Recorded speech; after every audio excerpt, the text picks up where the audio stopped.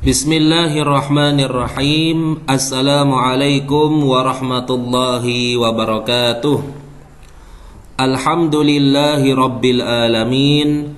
Wassalatu wassalamu ala ashrafil anbiya'i wal mursalin wa ala alihi at-tahirin at-tayyibin alaihimussalam wa ala sahabati ajmain wa ummahatil mu'minin al-athhar radhiyallahu ta'ala anhum.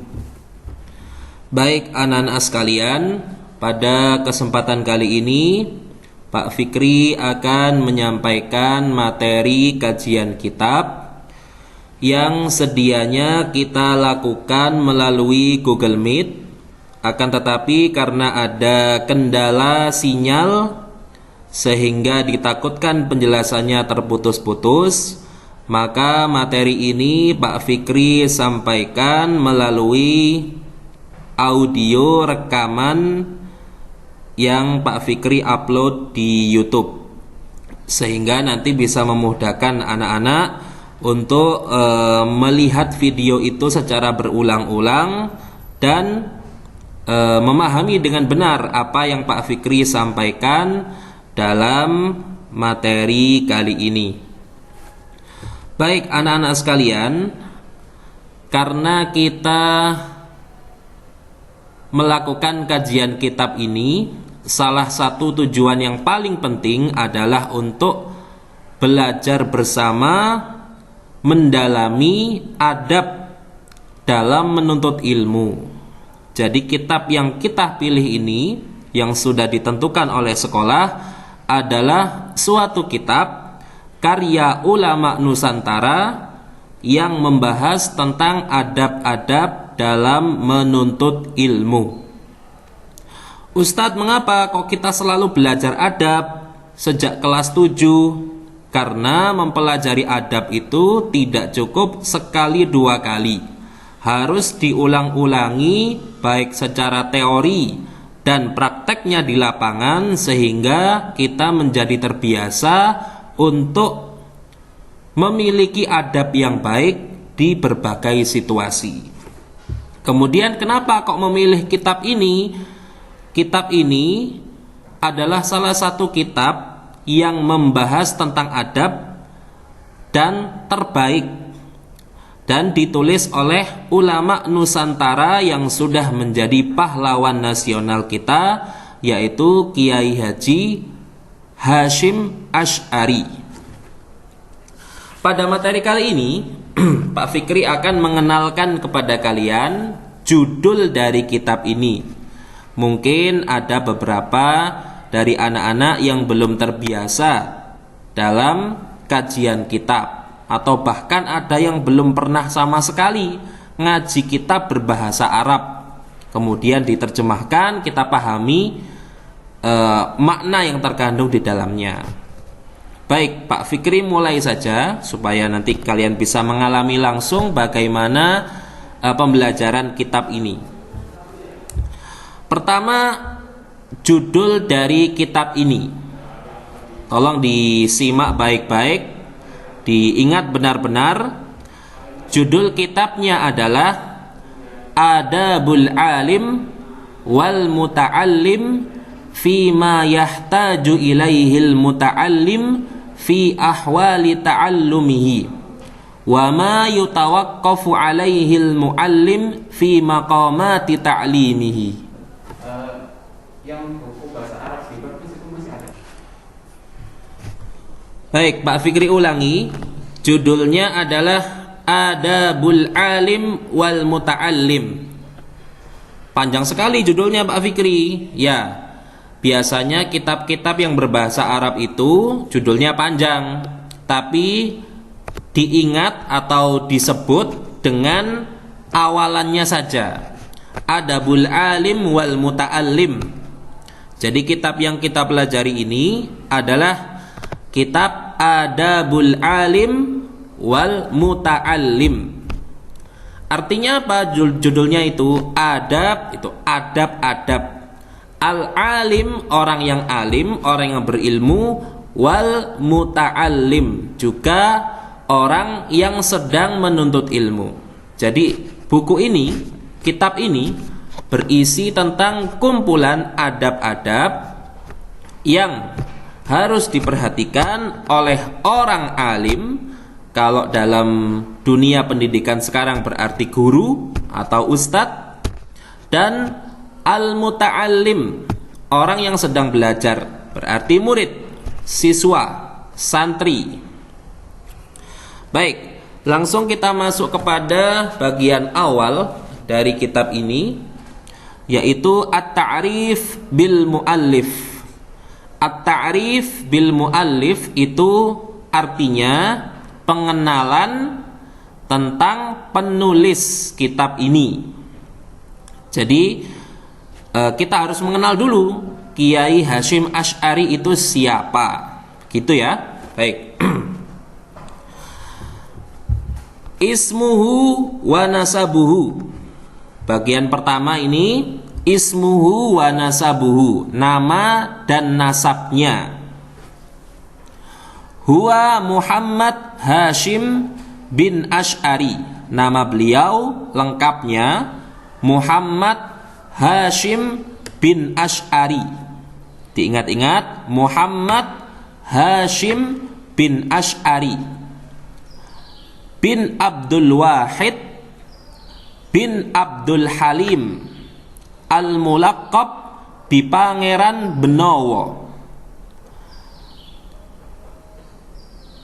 Jadi keturunan beliau ini bersambung kepada Pangeran Benowo. Nama aslinya siapa Pangeran Benowo itu? Abdul Halim. Kemudian Ibnu Abdirrahman al-Mulaqqab Bijaka Tingkir. Kemudian selain bersambung nasabnya ke Pangeran Benowo, nasab beliau juga nyambung ke Abdurrahman, yaitu Jaka Tingkir. Jadi kalau kalian pernah mendengar legenda atau cerita atau sejarah kerajaan-kerajaan yang ada di Jawa, ada namanya Jaka Tingkir yang kemudian akan menjadi raja. Itu ternyata memiliki keturunan. Nah, salah satu keturunannya yang menonjol yaitu adalah Kiai Hasyim Asy'ari. Sultan Hadi Wijaya. Jaka Tingkir itu namanya Abdurrahman, atau gelarnya ketika sudah menjadi sultan, Sultan Hadi Wijaya bin Abdullah bin Abdul Aziz bin Abdul Fattah bin Maulana Ishaq, walidu Raden Ainul Yakin al-masyhur bisunan Giri. Jadi selain menyambung kepada tokoh-tokoh yang disebutkan sebelumnya, nasabnya Kiai Hasyim Asy'ari ini menyambung dengan Maulana Ishaq, yaitu ayahnya Raden Ainul Yakin al-masyhur bisunan Giri, yang mana Maulana Ishaq ini dikenal oleh masyarakat Jawa dengan Sunan Giri. Nah, jadi anak-anak, sunan-sunan yang ada di Pulau Jawa ini itu adalah tokoh-tokoh yang nyata, bukan tokoh fiktif. Kalau anak-anak pernah mendengar kajian dimanapun, di YouTube atau di tempat lain, yang menyatakan bahwa sunan-sunan yang menyebarkan Islam di Pulau Jawa itu tokoh bohong-bohongan, maka itu tidak benar. Karena ada bukti sejarahnya, ada makamnya, keturunannya pun ada, dan keturunannya ini kebanyakan menjadi tokoh-tokoh besar yang ada di Indonesia. At-Tebu Irengi Al-Jombangi. Jadi gelarnya Kiai Hasyim Asy'ari ini biasanya kalau kita mengikut kepada adat Arab itu disebut dengan daerah tempat lahirnya atau tempat hidupnya. Kiai Hasyim Asy'ari At-Tebu Irengi Al-Jombangi, seperti itu. Kemudian bagian selanjutnya, mauliduhu wa nash'atuhu al-ilmiyah, kelahiran beliau, kemudian pertumbuhan beliau dan bagaimana beliau menempuh pendidikan. Wulida fi Gedang, beliau dilahirkan di desa Gedang. Qaryatun fi shimali Madinati Jombang, sebuah desa kecil di bagian utara kota Jombang. Yaumats Tsulatsa, pada hari Selasa, Ar-Rabi'ah wa Ishrin, pada tanggal 24 Dzulqa'dah, bulan Dzulqa'dah, sanata alfin wa mi'atain wasabi'ah wa thamanin, pada tahun 1286 Hijriyah. Nasha'a wa tarabba fi hujri walidihi ahsana tarbiyatin, beliau tumbuh dan berkembang di bawah asuhan ayah beliau dengan pendidikan yang sangat baik, dengan pendidikan agama, pendidikan adab yang sangat baik. Wa qara'a alaihil Qur'an, dan beliau belajar Al-Qur'an kepada ayah beliau.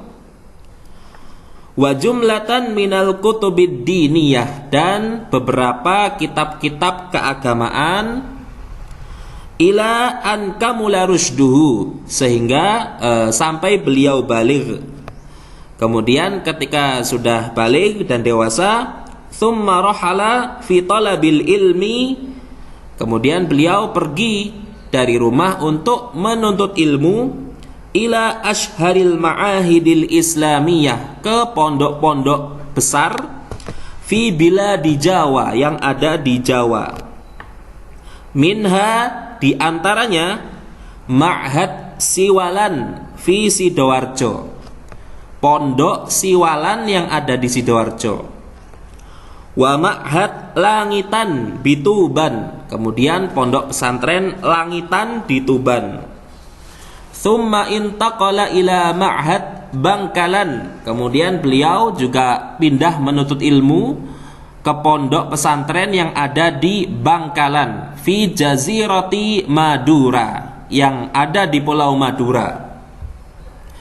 Walazama fihi sahibal karamati asy-Syaikh Khalil Waliyullah, kemudian di pondok pesantren yang ada di Bangkalan Madura ini, beliau belajar kepada seorang waliullah yang memiliki karomah, yaitu asy-Syaikh Khalil. Tsumma hajara ila diyar al-Makkiyah, kemudian setelah beliau tamat dari pendidikan di pondok pesantren di Bangkalan, beliau hijrah ke Mekkah, wal masyairil haramiyah, dan daerah tanah suci Mekkah dan Madinah. Faqama biha iddata sanawatin, beliau menetap di Mekah selama beberapa tahun. Wa qara'a ala akabiril ulama'i fiha, dan beliau belajar ke beberapa ulama besar yang ada di Mekah. Faqara'a ala Syekh Muhammad Nawawi Al-Bantani, beliau belajar kepada Syekh Muhammad Nawawi Al-Bantani. Wasyekh Khatib Al-Minangkabawi, kemudian beliau belajar kepada Syekh Khatib Al-Minangkabawi. Loh Ustadz, kok itu namanya ada yang Al-Banten, Al-Minangkabau? Ya, ulama-ulama Nusantara pada zaman dahulu itu menjadi tokoh-tokoh besar di Mekah, sehingga ketika Kiai Hasyim Asy'ari belajar ke Mekah, ya ketemu dengan para pembesar ulama Nusantara yang di sana sangat disegani ilmunya. Wa qara'a ala Sayyid Abbas Al-Maliki Al-Hasani. Nah, ini baru orang Arab, dan beliau belajar kepada Sayyid. Sayyid ini berarti keturunan dari keluarga Nabi. Abbas Al-Maliki Al-Hasani Kutubal Ahadits An-Nabawiyah. Beliau belajar kepada Sayyid Abbas ini kitab-kitab tentang hadis Nabi. Thumma qara'a ala Syekh Muhammad Mahfuz bin Abdullah At-Tirmasi. Kemudian beliau juga belajar ilmu-ilmu agama kepada Syekh Mahfuz bin Abdullah At-Tirmasi. Ini juga dari Indonesia, dari Termas Pacitan. Al-ulum asy-syar'iyyah. Beliau belajar ilmu-ilmu agama, ilmu-ilmu syar'i, wal alat al-adabiyah, dan ilmu-ilmu sastra bahasa Arab. Wal a'mal al-hadithiyah, dan kajian-kajian atau pembelajaran terkait dengan hadis-hadis Nabi. Hatta adraka katsiran minal ma'quli wal manqul, sehingga beliau sangat ahli, sangat memiliki kompetensi ilmu yang cukup, baik itu pada bidang agama dan bidang umum. Tsumma raja'a ila baladihi, kemudian setelah beliau sudah memiliki keahlian, sudah memiliki ilmu yang cukup, beliau pulang ke Indonesia kembali. Saat itu belum namanya Indonesia, karena belum dirumuskan kemerdekaan Indonesia kan. Pulang ke Nusantara. Fahaqqaqa wa allafa, maka kemudian beliau meneliti banyak kitab-kitab hadis. Wa allafa, dan kemudian beliau menulis kitab. Wa daqqaqa, dan beliau sangat rinci sekali dalam menulis kitab itu. Wa sannafa a'malahu al-khairiyah, kemudian kitab-kitab yang sudah ditulis itu, kajian-kajian yang sudah ditulis itu dibukukan, disatukan, sehingga bisa dibaca oleh orang lain, dan bisa dibaca untuk murajaah, diulang-ulang sendiri. Wa sannafa a'malahu al-khairiyah wa harakatahu al-ijtimaiyah, kemudian beliau mulai pergerakan sosial kemasyarakatan. Beliau mulai aktif di masyarakat, mulai membantu orang-orang yang ada di sekitar, memberikan solusi terhadap permasalahan yang terjadi di masyarakat. Ba'da an raja'a min baladillahil haram, setelah pulang dari Mekah, bana ma'hadan islamiyan bitebu ireng Jombang. Beliau mendirikan satu pondok pesantren Islam yang ada di Tebuireng, Jombang. Pondoknya ini sampai sekarang masih ada ya. Yang di sana di kompleknya itu ada makam Gus Dur, ada makam beliau Kiai Hasyim Asy'ari dan keluarga pesantren Tebuireng. Wa dzalika fis sadisati wal 20 Rabiul Awal. Dan itu dilakukan oleh beliau pada tanggal 26 Rabiul Awal sanata alfin wa thalathumi'atin wa sab'ata'ash, pada tahun 1317. Thumma adhafa ilaihi, kemudian di samping pondok pesantren Tebuireng, beliau juga mendirikan satu madrasah salafiyah syafi'iyah. Wa adhafa ilaihi madrasatan salafiyatan syafi'iyah, satu sekolah yang menggunakan metode salaf, yaitu pembelajaran secara klasik untuk pelajari madhab asy-syafi'i. Wa wallat tadris wa ta'lim fiha, kemudian beliau memimpin dan mengajar di dalam sekolahan ini, di dalam madrasah ini. Fajtama'a alaihi unasun, maka setelah pondok pesantren dan madrasahnya ini berdiri, banyak orang dari berbagai penjuru Nusantara datang ke pondok pesantren beliau. Yastamidduna min fayadani ilmihi, untuk mengambil ilmu yang banyak. Kemudian wasijali adabihi, dan belajar berinteraksi langsung supaya tahu adab-adab yang dimiliki oleh beliau. Wa yariduna ala mawaidi irfanihi, kemudian mengambil banyak sekali pelajaran, banyak sekali hikmah dari kebijaksanaan beliau atau kemampuan beliau untuk dekat kepada Allah Subhanahu wa taala. Wa manahili fununihi, dan juga berbagai macam ilmu yang beliau miliki. Wa fis sadisati asyr, pada tanggal 16 Rajab, bulan Rajab, sanata alfin wa thalathumi'atin wa arba'a wa arba'in, pada tahun 1344, assasa, beliau mendirikan Jam'iyata Nahdlatul Ulama, beliau mendirikan sebuah organisasi yang dinamai dengan organisasi Nahdlatul Ulama. Sampai sekarang ini organisasinya masih ada. Kalian bisa lihat di mana-mana ada masjid Nahdlatul Ulama, kemudian pesantren dan lain sebagainya, dan menjadi salah satu organisasi Islam terbesar di Indonesia, bahkan di dunia, dengan anggota yang sangat banyak. Beliau mendirikan organisasi Nahdlatul Ulama ini ma'a ashabihi, dengan beberapa orang temannya.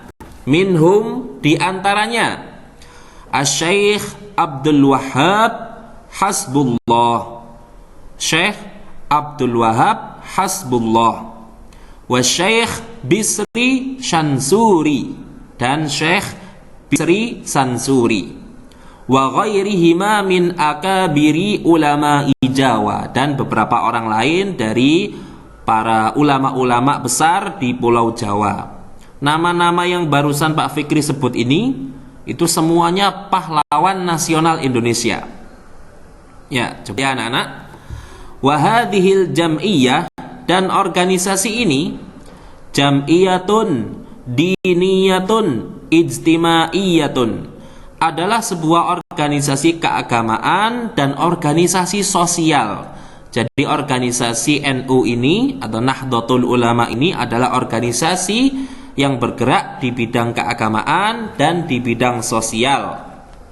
Apa saja kerjanya?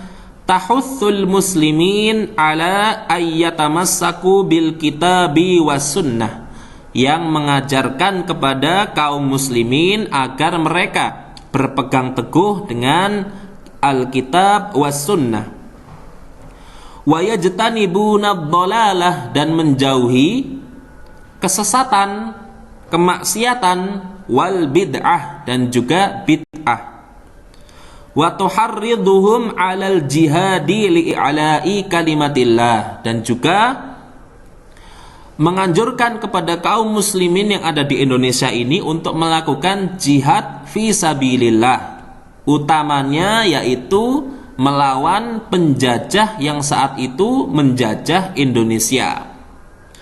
Kalian membaca sejarah Indonesia atau melihat di tanggalan kok ada Hari Santri, itu adalah salah satu penghargaan yang diberikan oleh negara kita untuk mengingat jasa besar dari Kiai Hasyim Asy'ari dan para santri beliau yang mengeluarkan apa yang disebut dengan resolusi jihad. Apa itu resolusi jihad? Resolusi jihad adalah keputusan atau anjuran atau himbauan yang dikeluarkan oleh Asy'ari beserta para pengikutnya atas permintaan dari para pejuang-pejuang negara kita, supaya masyarakat itu bersatu padu, bekerja sama semuanya untuk melawan penjajah. Saat itu pada pertempuran 10 November di Surabaya. Jadi sebelum pertempuran 10 November itu tokoh-tokoh nasional Indonesia datang menemui Kiai Hasyim Asy'ari, kemudian meminta pendapat beliau bagaimana ini hukumnya berperang untuk melindungi negara. Kemudian beliau akhirnya melakukan tirakat ibadah, berdoa kepada Allah, dan akhirnya bersama para santri dan para kiai, para ulama mengeluarkan resolusi jihad. Dan hasilnya Masya Allah luar biasa. Di pertempuran 10 November meskipun di pihak Indonesia banyak mengalami pejuang-pejuang yang gugur syahid, tapi Inggris dan para penjajah Indonesia kalah sehingga harus hengkang dari Surabaya atau harus meminta gencatan senjata, dan akhirnya kemerdekaan Indonesia bisa dipertahankan. Seperti itu. Baik anak-anak, mungkin materi yang bisa Pak Fikri sampaikan pada pagi ini cukup sampai sini saja. Insya Allah besok kita akan bedah lagi lebih dalam. Kita akan lanjutkan diannya terkait dengan figur Kiai Hasyim Asy'ari ini, sebelum pada akhirnya kita masuk mengkaji kitab beliau. Jadi di antara adab-adab kepada para ulama sebelum kita mengkaji kitabnya, kita harus mengetahui siapa penulisnya, bagaimana kehidupan beliau, perjuangan beliau. Oke, salah satu manfaatnya ya tentu supaya kita bisa meneladani beliau dan juga mendapatkan keberkahan ilmu dari beliau. Baik anak-anak sekalian, cukup sekian dari yang Pak Fikri sampaikan. Mohon maaf jika banyak kesalahan atau hal-hal yang kurang berkenan. Kita kirimkan bersama Al-Fatihah untuk Kiai Hasyim Asy'ari dan sahabat-sahabat beliau serta pejuang-pejuang yang dulu memperjuangkan kemerdekaan Republik Indonesia. Al-Fatihah. Wabillahi taufiq wal hidayah warridha ma'as salamah. Wassalamualaikum warahmatullahi wabarakatuh.